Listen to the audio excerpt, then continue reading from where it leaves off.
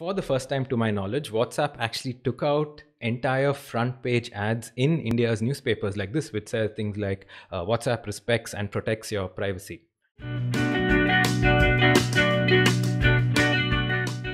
For today's main story, though, I'm actually going to talk about the future of messaging. Now, I'm sure you've heard about this, and there's absolutely no escaping this piece of news, especially in countries that use WhatsApp a lot, like India.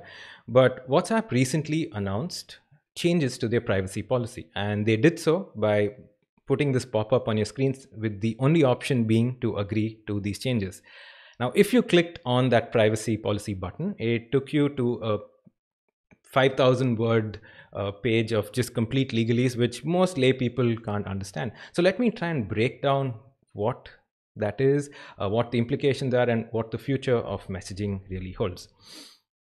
So again, like I mentioned, they announced this privacy policy. So what the privacy policy said was things like your chats, your call logs, your data, even things like battery levels and location will be shared with Facebook for business purposes. This set off a lot of alarms with a lot of people because, let's face it, Facebook hasn't had the best record when it comes to users' data privacy in the past. So people were understandably a little worried. There was this huge outrage on Twitter, on WhatsApp also, and all over social media. And it also sparked a huge shift to use apps like Signal and Telegram. In fact, our favorite, Elon Musk, also tweeted very cryptically with just two words, which said, use Signal. Predictably enough, another company named Signal Advance, whose stock symbol is Signal, their stocks just skyrocketed because of that one tweet, because apparently this is the world that we live in right now. Telegram announced that they had 25 million new users in just a few days after this WhatsApp policy change. And Signal is currently at the top of the App Store charts in India purely because of so many people in India, because hey, we have like 1.4 billion people there, actually have downloaded Signal in an attempt to move away from WhatsApp. So I'm sure you have also been part of convincing your friends to join Signal and convincing your family groups to stay on WhatsApp so you can avoid them. It was interesting to see how everyone, including my 65-year-old auntie, suddenly become like this expert on data privacy. Even I'm not claiming to be an expert, but I have done some research. So let me try and actually break down what has happened.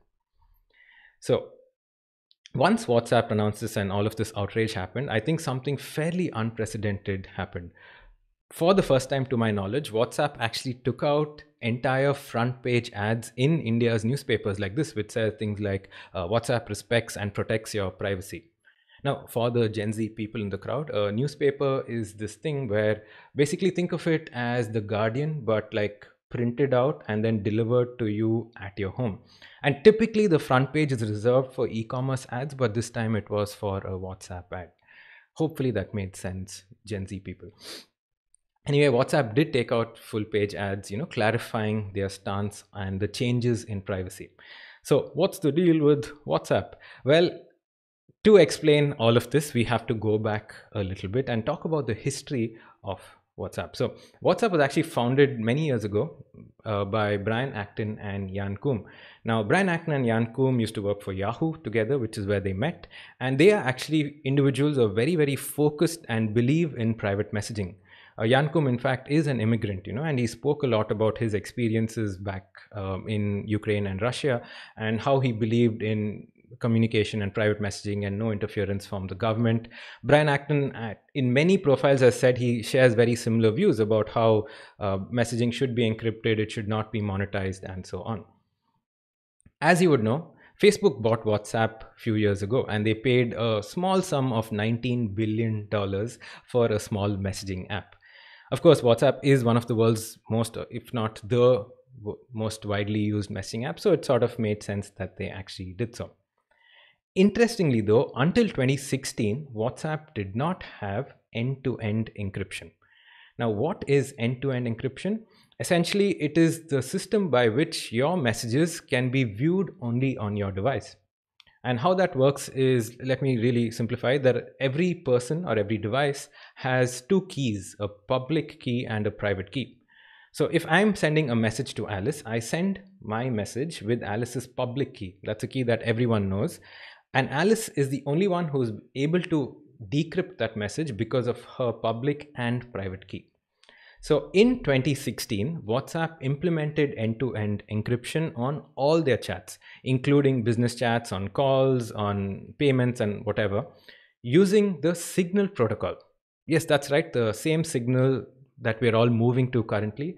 Well, their protocol was implemented by WhatsApp. In fact, if you still go to the Signal website and their blog, you can see this post which talks about how WhatsApp has implemented the Signal protocol.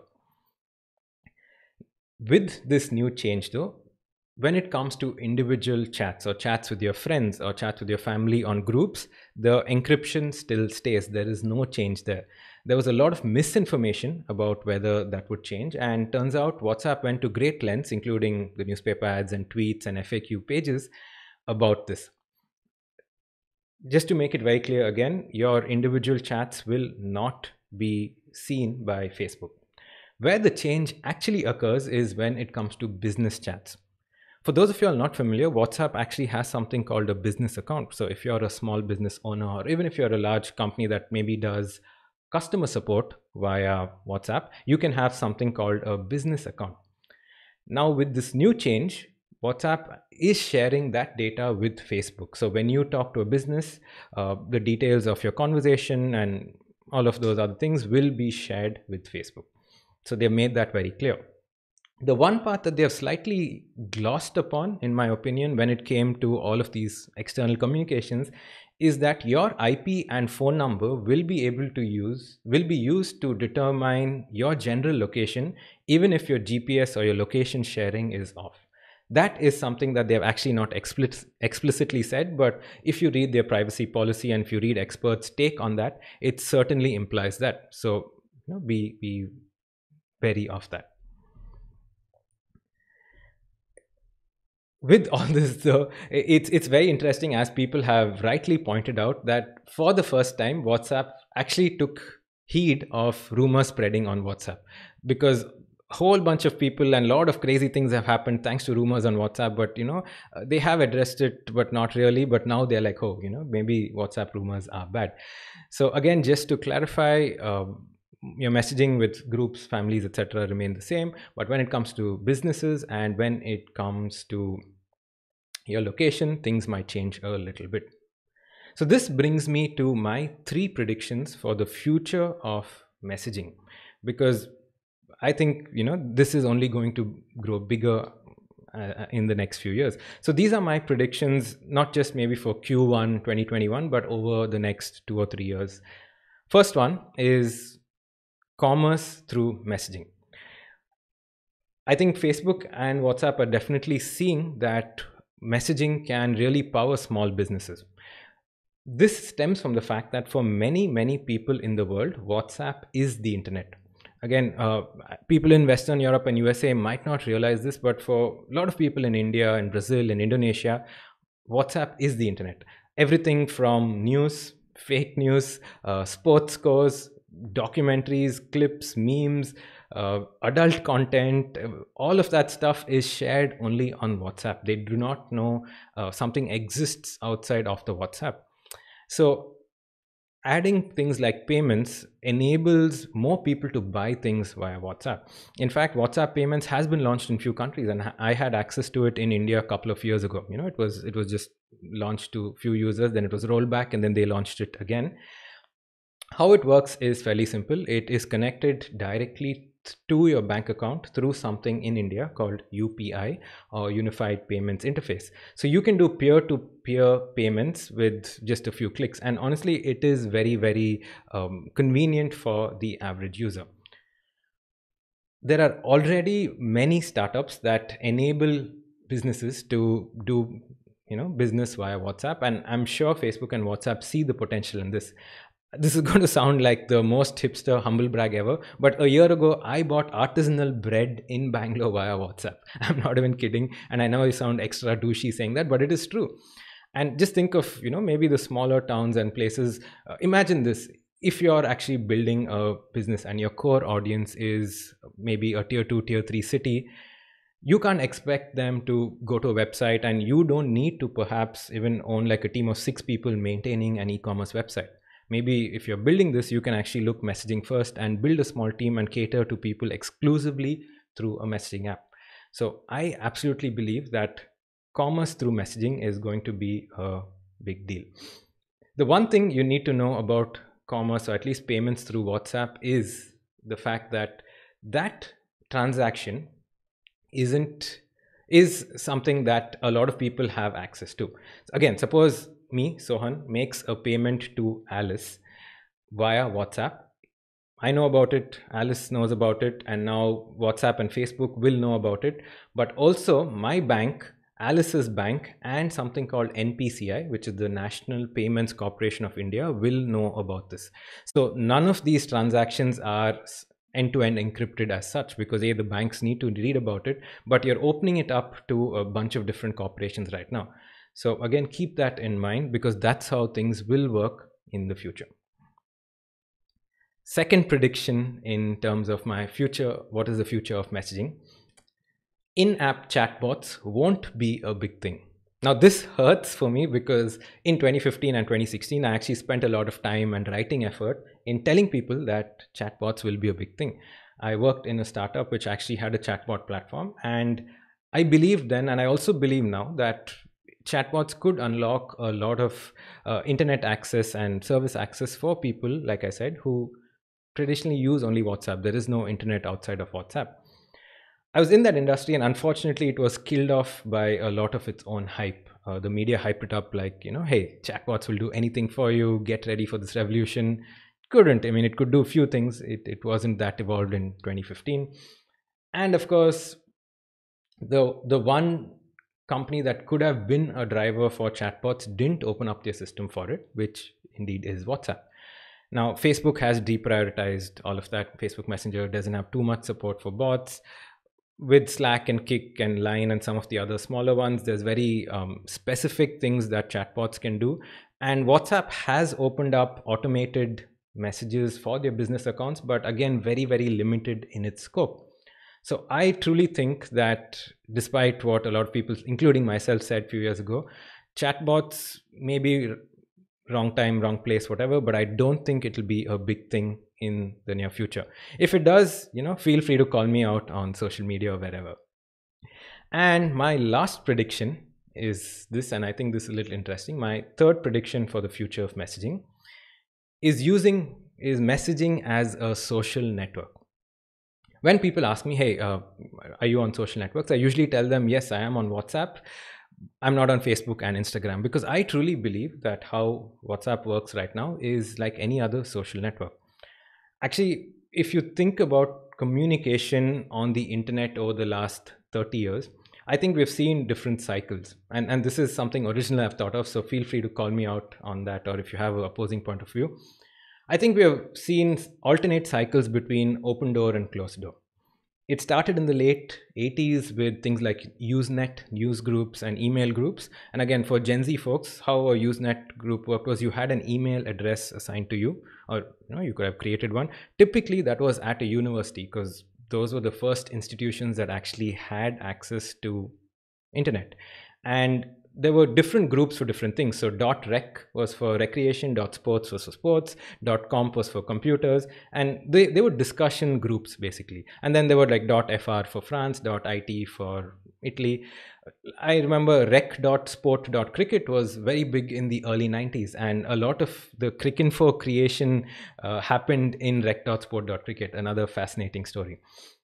From there though, we went to people having internet in their homes thanks to AOL and all of that. And with that actually came a lot of closed door messaging. You had IMs, or instant messaging. You had Yahoo Messenger, AOL Messenger, ICQ, and I'm sure a bunch of y'all have had some fun on these messenger groups. You also had BBs, or bulletin boards, which still sort of exist in some parts of the internet. These were very closed door messaging. You had closed groups, you had most people chose anonymity, or cool names like Hacker 420 and things like that. Not me, I swear. And so it was closed door messaging. From there, we again moved to very open door, open, let me share everything type social media. I think MySpace, Friendster, and Hi-Fi were the first few, Orkut as well. But really, Facebook, Twitter, LinkedIn, and Instagram took it to the next level, where people largely used real names, tried oversharing, saying, this is who I am, this is where I live, this is what I'm eating, this is where I'm traveling to type information. In the last few years, again, we have gone to, I think, a slight popularity in terms of closed door messaging again, in terms of things like Slack and Discord and WhatsApp. For those of you all who remember, Google actually released a social network called Google Plus a few years ago. Now, Google Plus now is considered a spectacular failure, but the idea behind Google Plus was sharing within something called a circle. So you would have a circle for maybe things like fans of movies, you'd have a circle for school friends, a circle for colleagues, and you would share data with the circles that you choose. Think about it. You use WhatsApp right now exactly like how Google Plus was supposed to have worked. I have groups for movie recommendations, song recommendations. I have groups for school, for college, to share memes, to talk about basketball.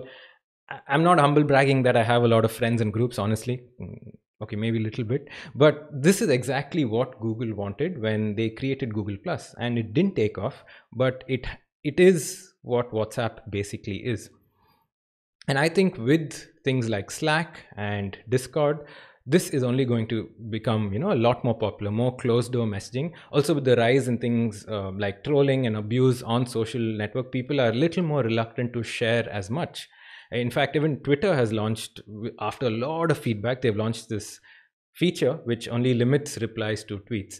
So, a little bit towards that closed door messaging that I'm talking about. Honestly, Slack and Discord and other platforms like that will be the future where this closed door messaging is big. A lot of people are calling Discord the future of communication on the internet, because they've also managed to crack using voice as part of a channel. I know a lot of people, and I've done this a couple of times, will play a game of, say, Among Us with like a Discord channel running so that everyone can talk on voice as well. And I also see a lot of maybe B-level celebs using Discord to build their personal brands. I know a lot of Twitch streamers have their own Discord. So again, it's very closed door communication. You have one-on-one communication with your friends, with your fans, and so on. So again, maybe I should start my own Discord. No, not really. I don't need one. But you get my drift. So those were my 3 predictions again for the future of messaging, which was, let me go through. Yes, commerce through messaging, in-app chatbots won't be that big, and messaging as a social media network. If you agree with me, if you don't agree with me, hit me up in the chat and let's see what comments we have. Let's go. Thank you so much for watching, folks. I love the fact that you come here in this time every week and come hang out with me. Hope you enjoyed today's show. Hope it gave you a clear idea of the changes that WhatsApp has actually brought and what the future of messaging holds. Honestly, I believe in this space. So, if you're building something for the space, good luck for that. And with that, adios. Have a safe rest of the week, and I will see you here next week, same time, same place. Cheers and bye.